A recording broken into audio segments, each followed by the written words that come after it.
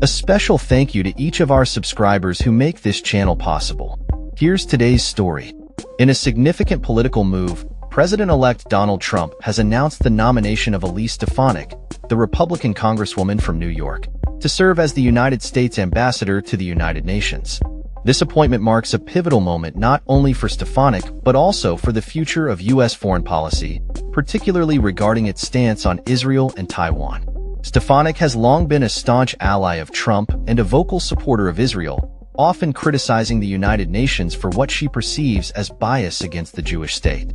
Her nomination comes at a time of heightened tensions in the Middle East, especially following the recent conflict involving Hamas and Israel. Stefanik's commitment to Israel was evident in her statement at the start of the UN General Assembly, where she condemned what she called the UN's extreme anti-Semitism and called for unwavering support for Israel's right to defend itself. Despite her lack of extensive foreign policy experience, Stefanik has made a name for herself as a fierce advocate for American interests abroad. Earlier this year, she was part of a faction of hardline Republicans who voted against a substantial aid package that included funding for Ukraine, Israel, and Taiwan, signaling her preference for a more isolated approach to foreign aid. However, her support for Israel and Taiwan remained steadfast, as she backed a proposal for separate votes on aid packages, emphasizing her commitment to these allies. Trump's endorsement of Stefanik as an incredibly strong, tough, and smart America First fighter reflects his administration's focus on a more aggressive foreign policy stance, particularly in relation to China and the ongoing conflict in the Middle East. If confirmed by the Senate, Stefanik will succeed Linda Thomas Greenfield, a career diplomat with decades of experience in foreign service. This transition could lead to a shift in how the U.S. engages with international organizations and addresses global conflicts. Stefanik's rise in politics has been notable. She became the youngest woman elected to Congress in 2014 and has since climbed the ranks to become the highest-ranking woman in House Republican leadership.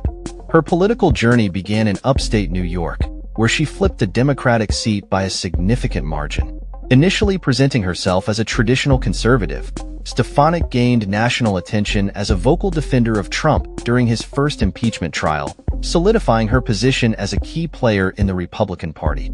Her recent actions in Congress, particularly her aggressive questioning of university leaders regarding their handling of anti-Semitism on campuses, have further elevated her profile. As she prepares for her potential new role, Stefanik has expressed her eagerness to work with her colleagues in the Senate to secure her confirmation. She emphasized the need for the U.S. to remain a beacon of the world while demanding strong partnerships from allies. However, her appointment could also spark a contentious special election in New York's 21st Congressional District, leaving her seat open for a potential Democratic challenge. With the political landscape still closely contested, the implications of Stefanik's nomination extend beyond her immediate responsibilities at the UN. As she steps into this influential role, many are watching closely to see how her policies will shape U.S. relations with key allies and adversaries alike. The stakes are high, and the world will be watching as Elise Stefanik embarks on this new chapter in her political career. That's all for this story. We upload videos every day covering many different subjects, so hit that subscribe button to stay informed. Thanks for watching.